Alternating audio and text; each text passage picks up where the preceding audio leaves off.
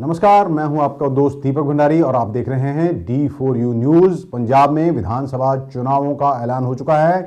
14 फरवरी को वोटिंग होनी है और 10 मार्च को इसके नतीजे घोषित किए जाएंगे। नेता चुनावों में जीत हासिल करने के लिए हर तरह के प्रयास करेंगे, यानी कि साम दाम दंड भेद हर तरह का उपाय चुनाव जीतने के लिए किया जाएगा। वोटरों को लुभाने के लिए नेता हर हथकंडा अपनाएंगे और लोगों को यकीन दिलाया जाएगा कि वही जनता के असली मसीहा हैं, जैसा कि अभी तक होता रहा है। तमाम समस्याओं से निजात दिलाने के लिए लुभावने वायदे भी जनता के साथ किए जाएंगे, लेकिन सच तो यह है कि क्या छोटे से छोटे अपराध पर भी काबू पाया जा सका। हम आपको उदाहरण देंगे कि चीन की बनी डोर कुछ साल पहले प्रदेश में आई थी, जो कि अब ऐसा कहा जाता है कि प्रदेश में ही बनने लगी है, उस पर भी काबू नहीं पाया जा सका है उस पर भी काबू। इसकी चपेट में आने से कई लोगों की मौत हो चुकी है। हर साल कई लोग इसके लिए घायल भी हो जाते हैं। कई घरों के चिराग बुझ गए। गली गली बिकता नशा, अवैध धंधे, रेत माफिया, सूदखोरी, दड़ा सट्टा, जहरीली शराब और भी ना जाने कितने अपराध हैं। आखिरकार इन सब के लिए जिम्मेदार कौन है? समय आ गया है कि जनता को इन नेताओं से सवाल पूछना है। एक नेता जितनी बार चुनाव जीतता है उसे उतनी भारी उसको पेंशन मिलती है, और यहां आम आदमी 8,000 से 10,000 रुपए प्रति महीना नौकरी पाने के लिए धक्के खाता है और कॉन्ट्रैक्ट पर सालों से इसी पैसे पर अपना गुजारा चला रहा है। ये हमारे आजाद भारत की तस्वीर है। आज की पंजाब की तस्वीर सबके ये भी सामने है कि बड़ी बड़ी गाड़ियों में आखिरकार कौन आता है। ये आम आदमी है या फिर नेता या नेताओं के परिवारों के सदस्य। और ये भी सच है कि पंजाब में वही लोग राज कर रहे हैं जो सालों से राज करते आए, या तो उनके परिवारों के सदस्य, कोई नया व्यक्ति राज करने के लिए आगे नहीं आया है। वोट हासिल करने के लिए कुछ को वास्ता दिया जाएगा कि सत्ता में रहते हुए नेताजी ने आपके कौन कौन से काम संवारे हैं। कुछ को पैसा देकर वोट खरीदने की कोशिश की जाएगी। शराब व दूसरा सामान भी भेजा जाएगा और पैसा पानी की तरह बहाया जाएगा, जैसा कि हर चुनाव में होता है। लेकिन शायद चुनाव आयोग की नजर इन सब चीजों पर नहीं पड़ती, क्योंकि जितना पैसा एक विधायक के चुनाव के लिए निश्चित किया जाता है, उससे अधिक पैसा तो एक पार्षद के चुनाव में खर्च हो जाता है। आखिर एक आम आदमी चाहता क्या है? वो चाहता है कि गुड गवर्नेंस, उसके बच्चों को अच्छी शिक्षा मिले, बीमार हो तो सरकारी अस्पतालों में इलाज की सुविधा अच्छी हो, कोई शरारती तत्व उन्हें तंग करता है तो पुलिस थाने में उनकी सुनवाई हो, पहले उसे किसी नेता की चौखट पर जाकर माथा रगड़ना ना पड़े। यह सच है कि पुलिस को नेताओं ने अपना गुलाम बना लिया है। इन सब चीजों से हमें निजात मिलने वाली नहीं है, क्योंकि हम सब इसके लिए खुद जिम्मेदार हैं। जिसने नेता को अपना भगवान मान लिया और उससे सवाल तक पूछना बंद कर दिया। आपको याद होगा कुछ दिन पहले ही नवजोत सिंह सिद्धू ने मंच से एक खास बात कही थी। उनके साथ खड़े थे एक विधायक और कहा था, ये नेता देखो किसी नू एक धक्का मार दे तो दी पेंट गिल्ली कर देंदा। हालांकि इस विरोध नवजोत सिंह सिद्धू के इस बयान का खासा विरोध हुआ था, लेकिन वह अनजाने में ऐसी बहुत बड़ी बात कह गए थे। उसका मकसद साफ है कि नेता अपने मतलब के लिए पुलिस से काम करवाते हैं, और इस किसी को जायज नाजायज केस में फंसाना हो तो भी पुलिस का सहारा लिया जाता है। हम आपको एक और बात बता दें कि किसी की फ्री की बातों के झांसों में ना आए, क्योंकि इस दुनिया में कुछ मुफ्त नहीं मिलता। आपको फ्री चीजें देकर या इनके सपने दिखाकर आपके बच्चों का भविष्य चुरा लिया जाता है और आपको गुलाम बनाकर रख दिया गया है।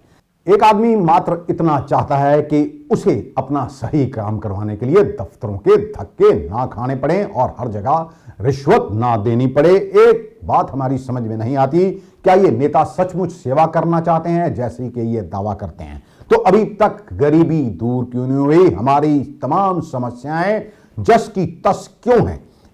हर नेता ये कहता है कि मैं भ्रष्टाचार दूर कर दूंगा और लोगों की सेवा करूंगा। भ्रष्टाचार को सहन नहीं किया जाएगा, लेकिन ये तमाम नेता खुद मंचों से ही ये बोलते हैं कि भ्रष्टाचार चरम पर है।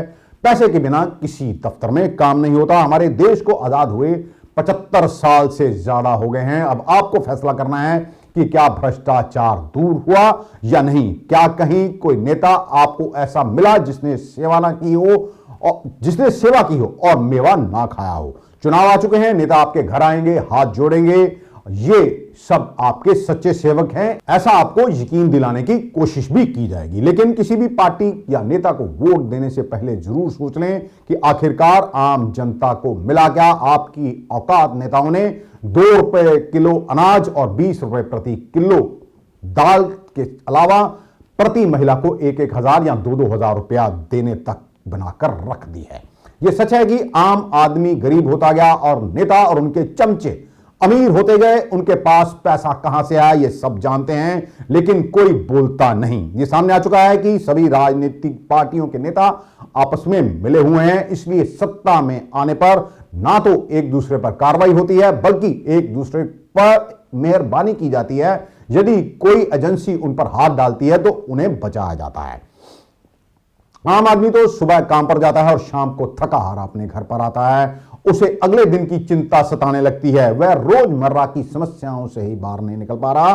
कभी बच्चों की फीस की चिंता तो कभी घर के दूसरे कामों की चिंता। लेकिन नेताओं ने राजनीति को धंधा बना लिया। इन नेताओं का काम तो यह था कि जनता के हित के लिए काम करते, लेकिन इन्होंने वह काम करना शुरू कर दिया जो केवल इनके फायदे के लिए होता था। आज हर सुविधा नेताओं के पास मौजूद है। इनके टैक्स भी सरकार देती है। विदेशों में या फिर निजी अस्पतालों में ये नेता अपना इलाज मुफ्त करवाते हैं और ढेरों सुविधाएं मिलती हैं। मुफ्त की गाड़ियां, मुफ्त के नौकर, मुफ्त के सुरक्षा कर्मचारी, हर सुविधा जिसकी आप कल्पना तक नहीं कर सकते वह इन नेताओं के पास मौजूद है। लेकिन आम जनता गरीब होती जा रही है। बेरोजगारी, माफिया, भ्रष्टाचार और भी ऐसे कई असुर हैं जो आम जनता के लिए नासूर बने हुए हैं। जनता को हर दिन इनसे 2-4 होना पड़ता है। महंगाई की तो बात ही छोड़ दीजिए, महंगाई ने तो आम आदमी की कमर तक तोड़ दी है और नेताओं के एजेंडे से महंगाई पूरी तरह से गायब है। कौन नहीं जानता, जब ये नेता सत्ता में आने से पहले आपके पास हाथ जोड़कर वोट मांगने के लिए आया करते थे तो इनकी संपत्तियां क्या थी, तो आज इनके पास क्या क्या है।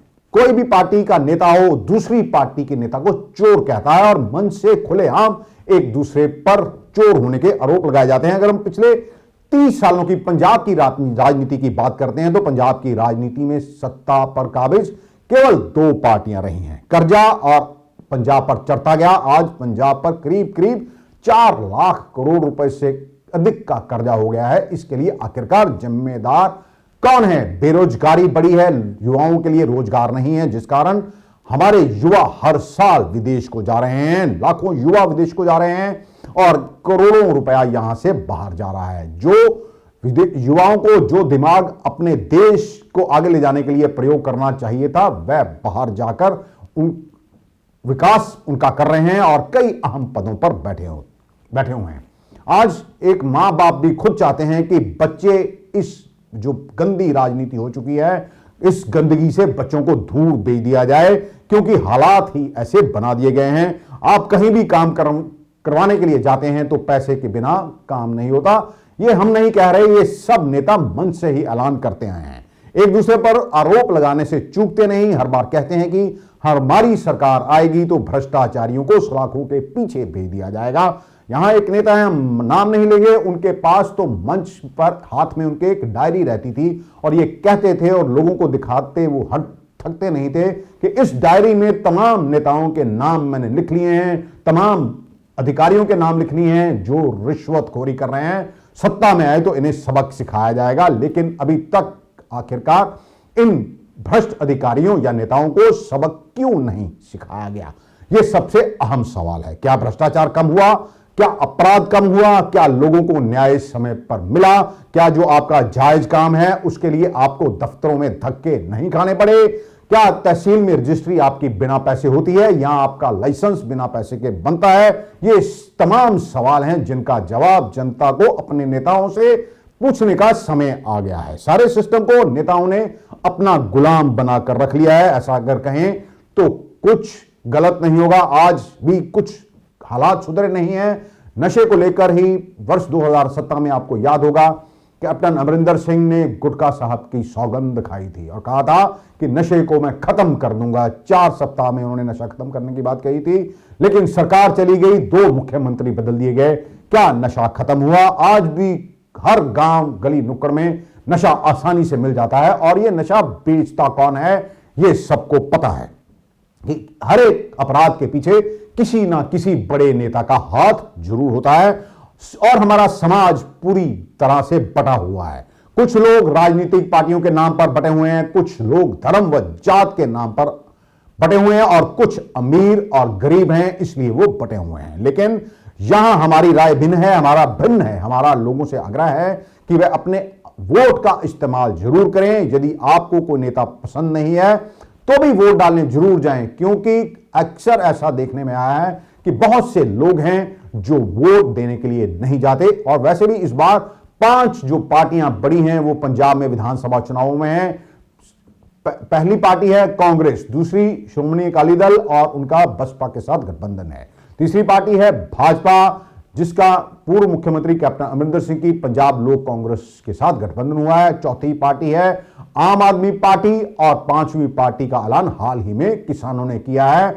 आपके वोट बट जाएंगे, इसलिए आपको तय करना है कि जिसने पंजाब को पहले लूटा उसी को वोट देना है या फिर किसी नए को आपने चुनना है जो कि आपका और आपके भविष्य बच्चों का भविष्य बेहतर बना सके। हमसे बहुत से लोग सवाल पूछते हैं कि आप तो हर एक पार्टी हर नेता को संदेह भरी नजरों से देखते हैं, लेकिन हमारा उन्हें यह जवाब है, हमारा संदेह करना और सवाल पूछना एक पत्रकार का काम होता है और हम अपना काम वही कर रहे हैं।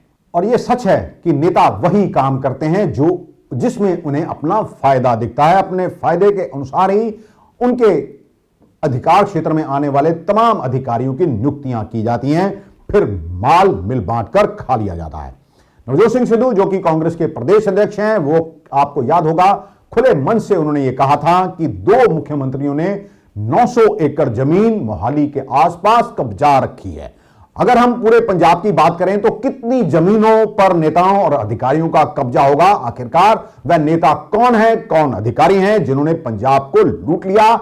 आखिरकार इन पर कार्रवाई क्यों नहीं होती? नवजोत सिंह सिद्धू अगर उन्होंने नाम तो नहीं बताया था कि आखिरकार कौन नेता है, इसके लिए वह भी जनता को जवाब दे हैं। एक इंग्लिश अखबार में कुछ समय पहले एक आर्टिकल आया था कि चंडीगढ़ के आसपास इतनी जमीनों पर अवैध तौर पर कब्जे हो रखे हैं, यदि वो कब्जे खाली करा लिए जाएं और उन जमीनों को बेच दिया जाए तो पंजाब का सारा कर्ज यानी कि करीब करीब 4 लाख करोड़ रुपए का कर्ज एक झटके में उतारा जा सकता है।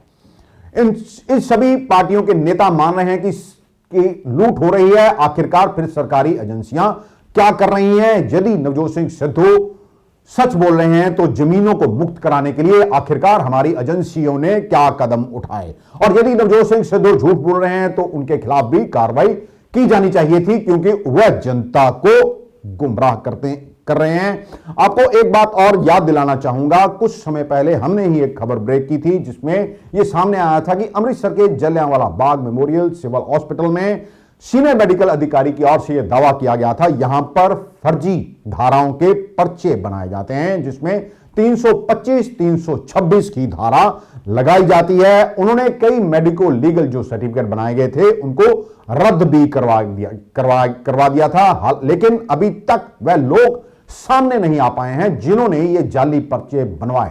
यहां जाली पर्चे कटवाने के लिए डॉक्टरों पर दबाव बनाया और यदि ये पर्चे बन जाते, किसी के ऊपर ये मामला दर्ज हो जाता तो उन्हें कई साल जेल में ही सड़ना पड़ता, क्योंकि 326 एक ऐसी धारा है जिसकी जमानत आसानी से नहीं मिलती है। लोग चुप हैं लेकिन हमारा काम है सवाल उठाना और हम अपना काम बखूबी निभा रहे हैं।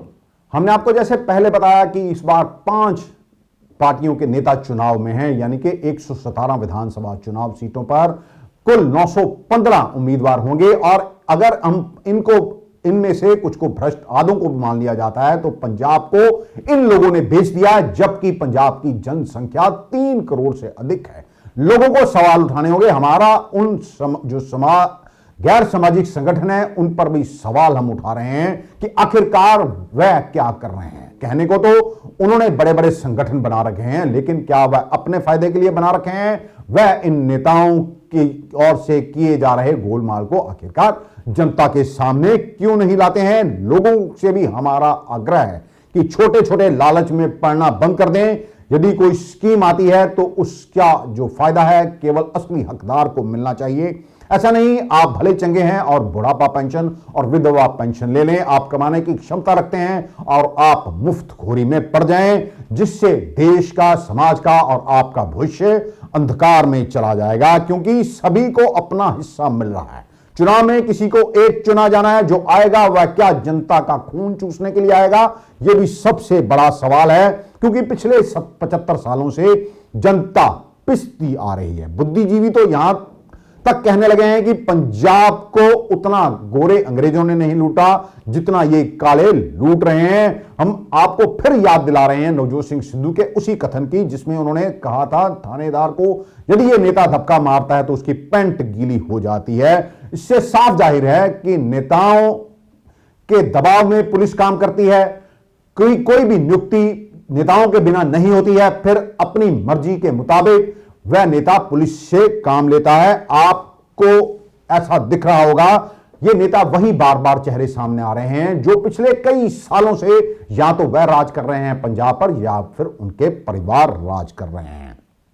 आखिरकार नए नेता सामने क्यों नहीं आ रहे हैं, यह भी सबसे बड़ा सवाल है, क्योंकि चुनाव प्रक्रिया इतनी महंगी हो गई है कि आम आदमी से दूर हो गई है। लोगों ने मुंह खोलना बंद कर दिया है, लेकिन उन्हें यह नहीं पता अगर आज अब किसी के पक्ष में आवाज नहीं उठाएंगे तो एक दिन आपके लिए बोलने वाला भी कोई नहीं बचेगा। हमारी दशा आज उन मुर्गियों के जैसी हो गई है जिसे हर दिन किसाई अपनी मर्जी के अनुसार एक बक्से से बाहर निकालता है और काट कर उसे बेच देता है। बाकी सभी मुर्गियां अपना दाना चुगने लगती हैं, लेकिन उनको शायद ये पता नहीं उनमें से एक की बारी अगले दिन फिर आनी है। जो सिस्टम जनता की भलाई के लिए काम करना चाहिए था, वह सिस्टम नेताओं और अधिकारियों का गुलाम बनकर रह गया है।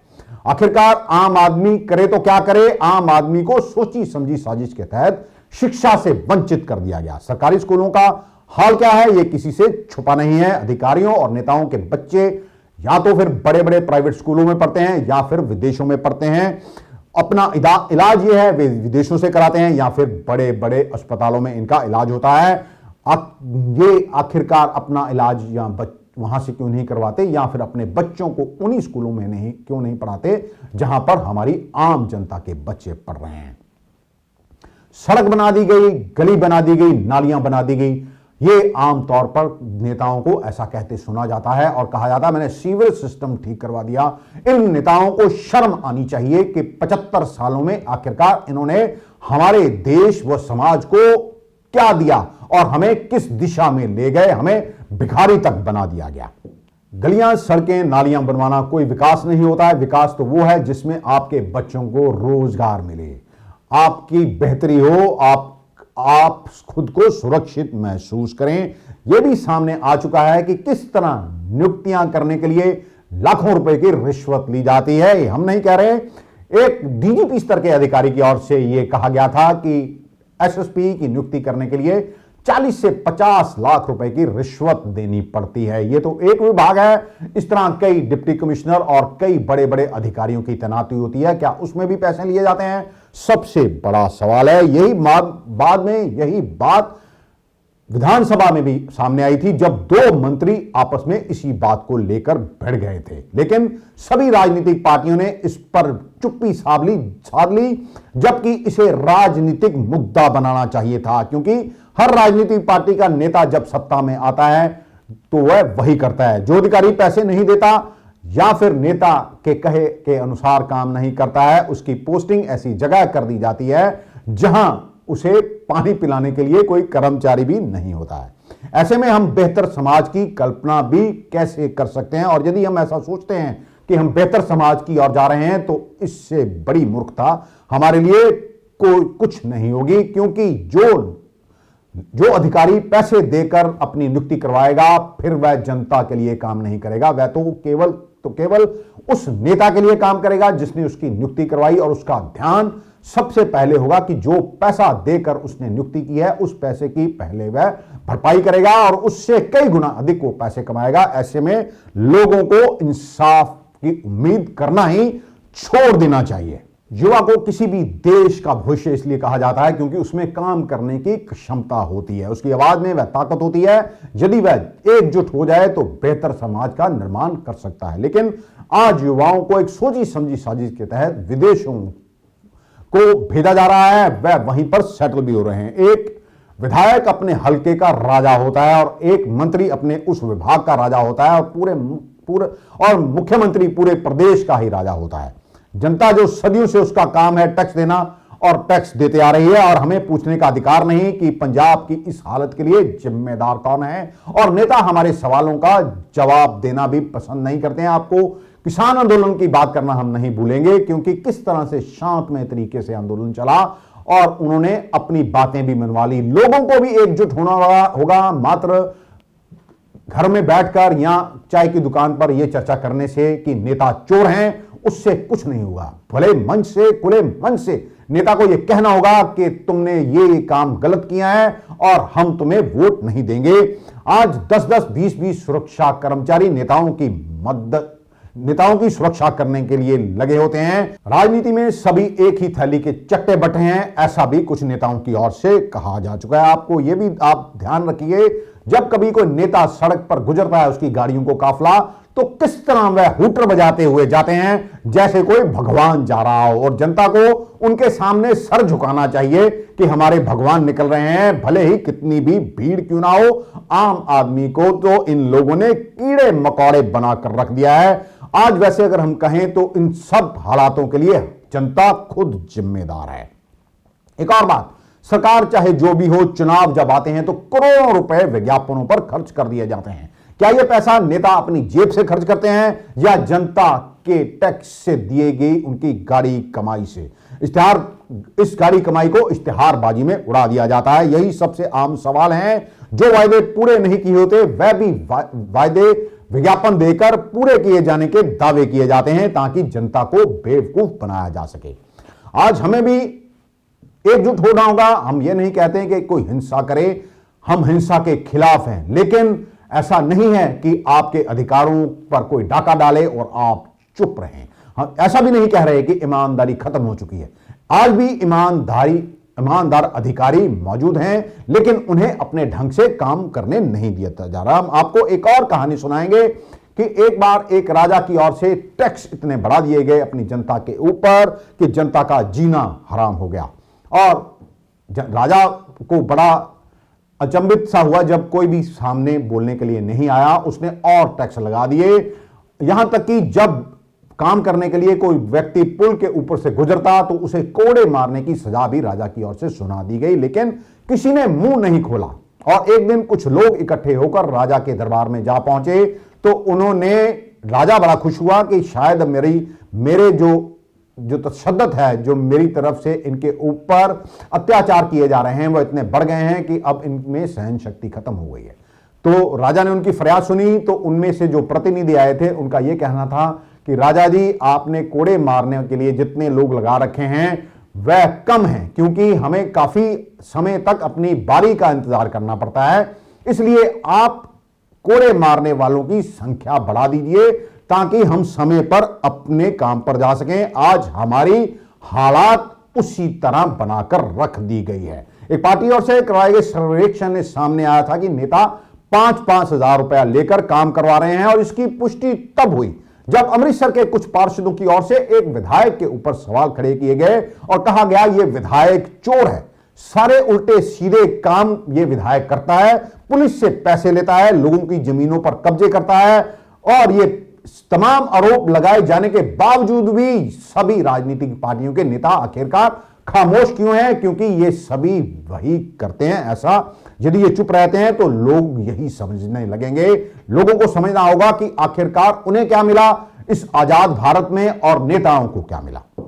ये हमारे देश की त्रासदी नहीं तो और क्या है। आज भी आजाद भारत में अंग्रेजों के बनाए हुए कानून चल रहे हैं, जो कानून अंग्रेजों ने अपने फायदे के लिए बनवाए थे। आज इन नेताओं को उन कानूनों में बदलाव करने का समय नहीं मिल रहा है, क्योंकि ये तमाम कानून उनके फायदे के लिए हैं। और त्रासदी यह है कि एक अपराध करने वाला व्यक्ति सरकारी नौकरी नहीं कर सकता, लेकिन एक अपराधी सरकार में बैठकर सरकार चला सकता है और कानून बनाने का अधिकार भी उसके पास है। हम तमाम यातनाएं सहकर भी चुप क्यों हैं, ये समझ से परे है। हम आपको इससे जुड़ी 2 वीडियो भी दिखाएंगे। पहली वीडियो है जिसमें धर्मगुरु ओशो रजनीश नेताओं के बारे में क्या कह रहे हैं। उन्होंने ये बात कई साल पहले की थी। चुनाव लड़ेंगे उसमें ज्यादा सार, तो राजनीतिज्ञों के सामने डाकू समर्पण कर रहे हैं, क्योंकि देख लिया डाकू ने, इतनी तो समझ उनमें भी है कि मारे मारे फिरो जंगल जंगल, और हाथ क्या खाक लगता कुछ, और हमेशा जीवन खतरे में। इससे तो राजनीति बेहतर। ये डकैती की आधुनिक व्यवस्था है, प्रक्रिया है। एक मिनिस्टर जनसंपर्क दौरे पर बाहर निकले, मंजिल पर पहुंचने से पहले डाकुओं द्वारा पकड़े गए, रस्सियों से जकड़े गए, कार से उतारकर पेश किए गए सामने सरकार के। बुरी तरह हाँप रहे थे, मारे डर के कांप रहे थे। तभी बोल उठा सरदार, डरो मत यार, हम तुम एक हैं, दोनों के इरादे नेक हैं, दोनों को जनता ने बनाया है, मुझे नोट देकर, तुम्हें वोट देकर। तुम्हारे हाथ सत्ता, हमारे हाथ बंदूक, दोनों के निशाने अचूक। हम बच रहे हैं अड्डे बदलकर और तुम दल बदलकर। दोनों ही एक दूसरे के प्रचंड फ्रेंड, जनता को लूटने में दोनों ट्रेंड, या यूं कह लो सगे भैया, रास्ते अलग अलग, लक्ष्य दोनों का रुपया। दोनों के साथ पुलिस, हमारे पीछे तुम्हारे आगे। यहां आए हो तो एक काम कर जाओ, अपनों के बीच आराम कर जाओ। बैंक लूटने के उपलक्ष्य में हमारे पक्ष में आज की रात ठीक 8 बजे तुम्हारा भाषण, और तुम्हारे ही हाथों नए अड्डे का कल उद्घाटन। और दूसरी वीडियो है, ये कहां की है आखिरकार इसका पता तो नहीं लग पाया, लेकिन ये इंटरनेट पर खूब वायरल हो रही है, जिसमें यह बताया जा रहा है कि आम चोर और एक राजनेता में फर्क क्या है। आप देखिए और कल्पना कीजिए कि क्या आज ऐसा ही समाज में हो रहा है या नहीं। इसका जवाब आपको ढूंढना है। What is the difference between the ordinary thief and a political thief? Number one, the ordinary thief steals your money, your bag, your watch, and your jewelry, isn't it?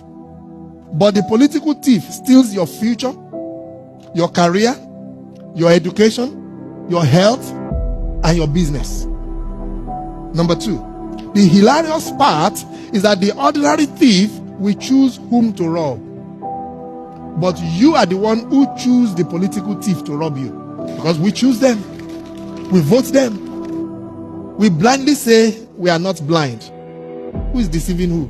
The ridiculous part of the whole issue is that we will fight to defend and protect our belongings from the ordinary thief. Is it not? But we fight each other to defend and protect the political thief. Is that not what we do? Thugs will be fighting themselves to protect those that are stealing our career, stealing our joy, stealing our health, stealing our success. What a shame. हमारी फिर एक बार गुजारिश है तमाम लोगों से, जनता से, कि अपने वोट का इस्तेमाल जरूर करें और नेताओं से सवाल पूछें कि आखिरकार उन्होंने समाज के लिए किया क्या, उनका काम क्या था, क्या करना था उन्होंने, लेकिन उन्होंने किस तरफ रुख कर लिया। पैसा कमाना ही एकमात्र लक्ष्य आज का इन नेताओं का रह गया है। अगर यूं कहा जाए तो कुछ गलत नहीं होगा। हमने आपको सारी जो हकीकत है उससे वाकिफ करा दिया है। अब फैसला आपको करना है कि आपको अपने वोट, अपने बच्चों का भविष्य बेचना है या फिर आपको अच्छे देश, अच्छे समाज, अच्छे प्रदेश का निर्माण चाहिए, और ताकि आपके बच्चे विदेशों का रुख ना करें और आप यहीं पर अपने परिवार के साथ खुशी खुशी रह सकें।